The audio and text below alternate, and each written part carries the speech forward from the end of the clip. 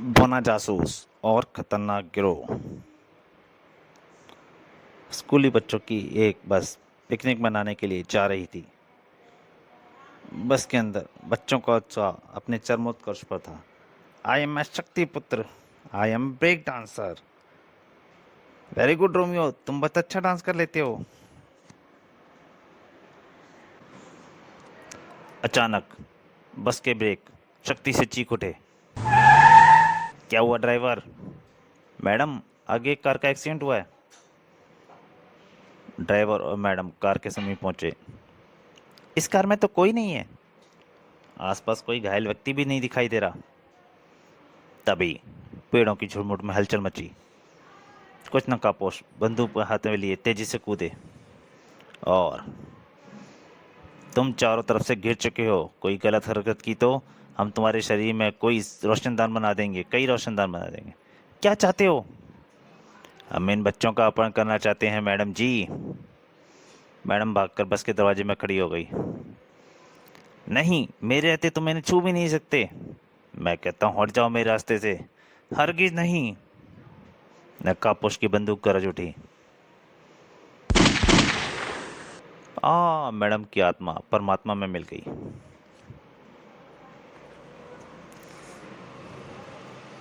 Madam की मौत देख ड्राइवर आपे से बाहर हो गया। हत्यारो, मैं तुम्हें जिंदा नहीं छोड़ूंगा।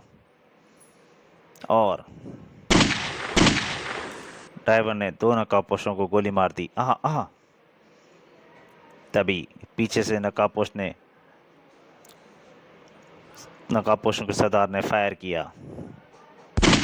और ड्राइवर मर गया। गार्ड मर गया। अंदर बच्चों के चेहरे पर दहशत नाच रही थी। किसी ने भी शोर मचाया तो गोली मार दूंगा। फिर बच्चों की बस को लेकर वे फरार हो गए।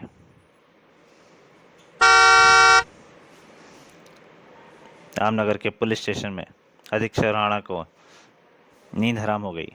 ओ नो, 50 बच्चों का अपहरण। खबर पौना जासूस तक भी पहुंची। लंबू प्यारे, ये क्या गजब हो गया। उस्ताद, शहर में हमारे होते ही अपराध हो रहा है। यह तो हमारे लिए शर्म से डूब मरने वाली बात है। सो तो है ही। तो उस्ताद, हमें कुछ ना कुछ करना चाहिए। ठीक कहते हो। मैं उन अपराधियों को ढूंढकर कानून के हवाले करूंगा। इधर एक अनजान जगह पर। बोलो, तुम भीख मांगोगे या नहीं? तड़ाक। नहीं, हमें छोड़ दीजिए, घर जाने दीजिए। ओह राका, चमड़ी उधेड़ दो इनकी। जब तक ये काम करने के लिए राजी ना हो जाएं, धुनाई करते रहो इनकी। बेरहमी से राका मासूम और कोड़े बरसाने लगा। तड़ाक तड़ाक। तभी बॉस, एक लड़का मर गया। आज रात डाल देना साले को किसी चौराहे पर। सुन लो, अगर तुम लोगों ने बात ना मानी तो तुम भी इसी तरह एक एक करके मारे जाओगे। मैं तैयार हूँ, मैं भी। और सब बच्चे तैयार हो गए। रात को उस्ताद, इस तरह सड़कों पर रात भर जग मारने से कोई बदमाश तो नहीं मिल जाएगा? तुम क्या जानो श्रीधर, शरीफ दिन में निकलते हैं और बदमाश रात में।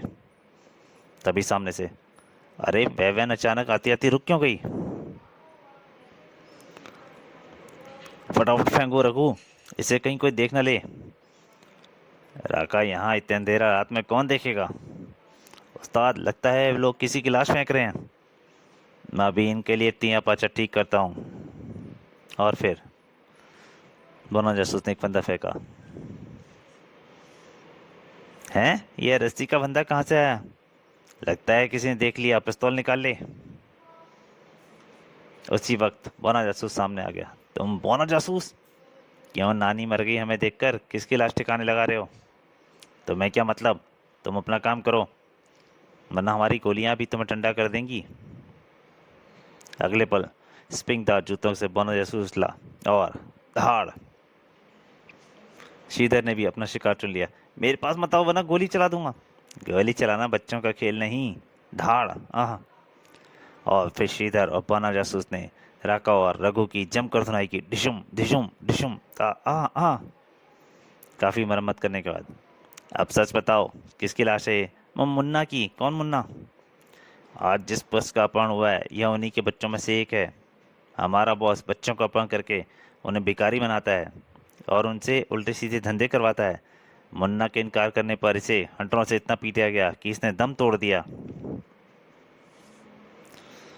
अब ये बताने की कृपा कर दो कि तुम्हारा बॉस कौन है। बॉस का नाम जौहरी हीरामल। अचानक एक कार उस तरफ दौड़ती आई और ठाए ठाए ठाए बच्चों उस्ताद। जाते जाते वैन की तरफ एक बम उछाल गई। उस्ताद भागो बम। बम। हम पीछा ना करें इसलिए कम भक्तों ने वैन भी उड़ा दी और अगले ही पल वैन एक पर खच्चे उड़ गए। धड़ाम। उस्ताद एक सूत्र हाथ लगा था वह भी निकल गया। पर मरते मरते एक काम की बात कह गया वह, हमें फौरन जौहरी अमल के यहाँ चलना चाहिए। पर गुरुदेव अब मुझसे अब पैदल नहीं चला जा रहा। ठीक है तो वो सामने ट्रक आ रहा है, फॉर्मूला नंबर 9211 का इस्तेमाल करते हैं। फॉर्मूला नंबर 2 का इस्तेमाल करते हैं। उन्होंने जूतों में लगे गुप्त बटन दबाए और दबाने से ही उसमें छिपे पहिए बाहर निकल आए। क्लिक। और जैसे ही एक ट्रक वहां से गुजरा, बनो जासूस ने ट्रक के पिछले हिस्से की ओर कुंदा उखाल फेंका और कुंदा ट्रक के पीछे अटक गया। खटाक। और फिर वाह उस्ताद, इस तरह मुफ्त की सवारी करने का बड़ा मजा आता है। कुछ देर बाद, अरे उस्ताद जी कुंडा नीचे निकालो, ट्रक तो सीधा ही चला जा रहा है जबकि हमें तो मुड़ना है। अभी लो चले। बोनो जासूस ने रस्सी को एक झटका दिया और झटका देते ही कुंडा ट्रक से निकल गया। और फिर इसी तरह से करते हुए वह मंजिल की ओर बढ़ने लगे। जौहरी अमल की कोठी पर पहुंचते ही गुप्त बटन दबाकर जूतों के पहिए अंदर फिट किए और इस कोठी में तो चारों तरफ सन्नाटा छाया हुआ है। हीरामल अकेला ही रहता है, फिर कोठी के सन्नाटा नहीं हुआ तो क्या होगा, भूतों का नाच होगा। वे रेन पाइप के सहारे चढ़ने लगे। अभी वे खिड़की पर पहुंचे ही थे कि धाएं, अंदर गोली चली है। दोनों फटाफट अंदर कूदे। उफ, यह तो सेठ जी का खून पड़ा है। हीरामल का कत्ल किसने किया होगा। तभी उस्ताद बचो। एक साये ने उन पर गोली चलाई मगर वे बच गए। अगले ही पल बिना पल कमाए बोना जासूस ने भी रिवॉल्वर निकाला और गोली दाग दी। गोली निशाना सच्चा था, गोली उसके हाथ पर लगी। वह साया पलटकर बाहर की तरफ भागा। उसके हाथ से रिवॉल्वर छूट गया है, उसे पकड़ो उस्ताद। जाएगा कहाँ बचकर बच्चू, ऊपर से कूदेगा तो हड्डी पतली टूट जाएगी। डिशुम, मुझे मुझे छोड़ दो। हाँ। उसी पल नीचे से एक सोला उगला और मौत उस आदमी का मुकद्दर बन गई। इसका भी कत्ल हो गया, हीरामल का भी कत्ल हो गया। एक और सूत्र हाथ लगा था वह भी गया काम से। अगली सुबह कुछ पता लगा इंस्पेक्टर साहब। नहीं जासूस महादेव, फिंगरप्रिंट तक नहीं मिले पिस्तौल पर से। हाँ, जौहरी हीरामल की लाश पोस्टमार्टम के लिए भेज दी गई है। उधर पोस्टमार्टम के लिए जा रही एम्बुलेंस जब तक वृक्ष के नीचे से होकर गुजरी, एक वृक्ष के नीचे से एक जोरदार विस्फोट के साथ उसके पर कच्चे उड़ गए। बिड़ोम। इस घटना ने पूरे पुलिस विभाग को हिलाकर रख दिया। एक बात कान खोलकर सुन लो, अगर 5 दिनों के अंदर वह गिरोह पकड़ा नहीं गया तो तुम सब अपने आप को सस्पेंड समझो। दूसरी तरफ अब क्या करें। उस्ताद राका ने बताया था कि उसका बॉस बच्चों से भीख मंगवाता है, क्यों ना हम भिखारियों को चेक करें। तो दोस्तों, बोना जासूस और खतरनाक गिरोह, इसका पहला भाग यहीं तक। दूसरे भाग में जल्दी आपके सामने हाजिर होऊंगा। तब तक के लिए नमस्कार।